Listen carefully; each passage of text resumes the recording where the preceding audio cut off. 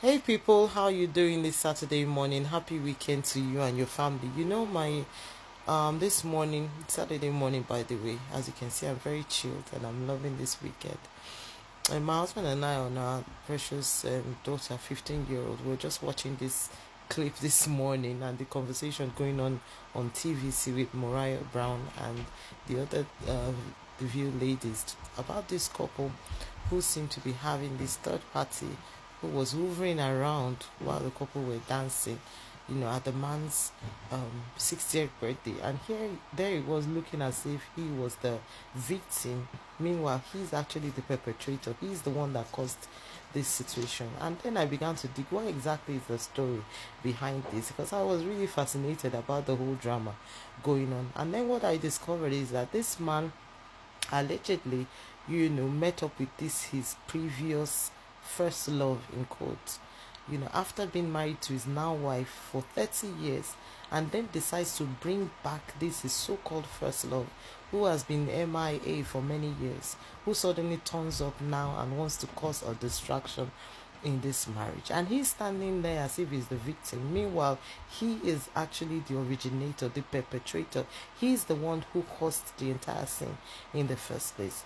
And you know what I'd just like to address this morning? If you're a married man or you're a married woman, now that you're married, your spouse should be your first and only true love. You know why?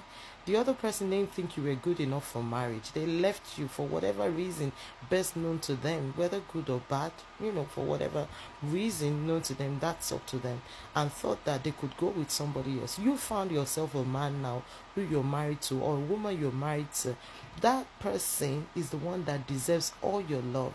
That person who stayed with you is the one that deserves all your affection, not a side chick or a side cock, as we call it. Not a third party or anybody. That man or that woman who's looked at you and thought you were good enough for marriage should be the person you should pour in all your affection on. It doesn't matter who was your first love and it didn't work. It did not work. Let them go. A lot of us are messing up this institution called marriage. We're actually messing it up because we can't what's the word? I'm trying to find this word. I really want to be very choosy but very direct with what I'm saying. Most of us cannot differentiate between our past and our present. Your spouse now, who you're married to, is your present and your future. Your ex belongs in your past. Stop bringing them into your present and your future and creating drama all over the place, creating problem for your spouse, creating problem for your children, because you lack a healthy self-esteem, because you're not a person who's dignified, because you're not a person who has integrity. Because anybody who's in their right senses will know that the person I'm with now, who decided to marry me, deserves flowers every day, deserves my love every day. They thought I was good enough, worth it. I know that I'm worth it, but this person looked at me and said, yes, I'd like this woman to be my wife. That's the person I should pour all my love into, not some sick ex or some sick person who walked away years ago and then suddenly resurfaces, and then I'm flying around them again as if I'm a butterfly, or as if they're all that. After they've left and done whatever they've done with themselves, and now they think they should come back to me just because where they went did not work. So in fact, you are an alternative. That's what it means. You are an alternative. Please, let's be sensible. Don't let anybody treat you like an alternative. Don't bring problem and chaos into your home because you lack self-esteem, you lack self-control, because this is clearly what it is. How can somebody come back into your life, an ex comes back into your life, and then they want to come and cause so much trouble in your home, and you allow it? And you can't see, for whatever reason known to you, that's their business. This person who's with you, who has poured several years, invested several years into your life, deserve all the happiness that you can give. Please stop taking advantage of people, creating chaos everywhere. And those of you who are married and still having side chicks and side cocks, I pity you, because just like your predecessors, you will end up in disgrace. The Bible says, can a person carry fire in his bosom and not be burnt? It's just a matter of time. That thing you're enjoying will still burn you. It's just a matter of time. It's good to listen on time, and change when you should, early enough, so that you don't cry later on in life. You see, this life is so interesting, and the problem is a lot of us see patterns. We see what has happened to predecessors, people who have chosen certain paths, and we still decide to keep doing those things that those people did that they didn't end up well. We still decide to go on. We can see, but we still decide to go on. And we cause so much problems. Your wife sits down quietly in the house praying for you and your children. You're not satisfied with it. You go and bring in fire by yourself and you expect to be spared. It's not possible. You will reap whatever you sow. So be careful. That man or the woman who's married to you should be your first and only true love. I say first because they're the ones who chose to marry you first. So they are your first. Forget about what has happened before. Forget about one ex-man, one ex, 10 exes. Forget about them. Put them in the past. Face your now and your future, and let's have peace in our homes. And those women, some of you who are going around, you specialize in ruining other people's marriages. Ruin will come to you too. You know why? If you don't allow other people have peace, even you will not have peace.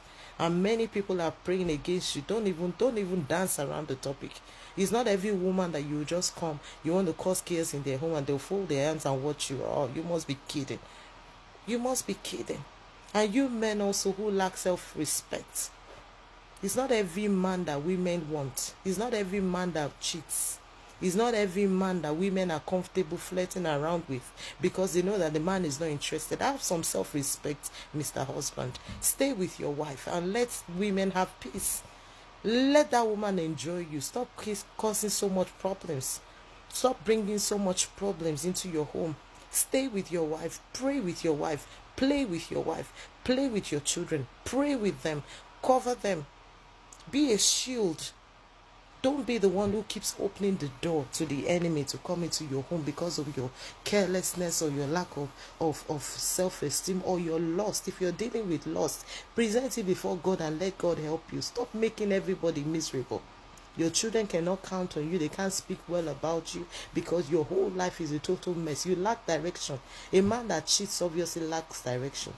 Point blank, you lack direction. A man who has direction, who has focus, knows that this is a distraction. This woman here, she's a distraction. In fact, she has no self-esteem. She has no self-worth. Because a woman who has self-worth will not go competing with another woman in her own home. She wants her own home, not somebody else's home. Yes, I'll say that again. She wants her own home, not somebody else's home. She doesn't go about hunting for another man who already belongs to somebody. She knows she deserves better. She deserves her own, not somebody else's own. So please, let us respect ourselves. If your ex is gone, let them go. Face your now and your future. Your now and your future, your husband. Your now and your future, your wife. Your now and your children, and your future, your children. Not a strange person. Not a non-entity who danced away years ago and suddenly wakes up and comes back. No, that's not your now and your future. Please, let's be sensible. Let's be reasonable in what we're doing. God bless you. Have a wonderful weekend. And please look after that family. The more you look after your family, the more progress you make in life. Make them happy. What exactly is the worth of a person's life if in the evening of your life you haven't played your role in the life of your spouse and children? Do your best and let God help you and bless the works of your hands. Have a wonderful weekend now. Bye-bye. Take care.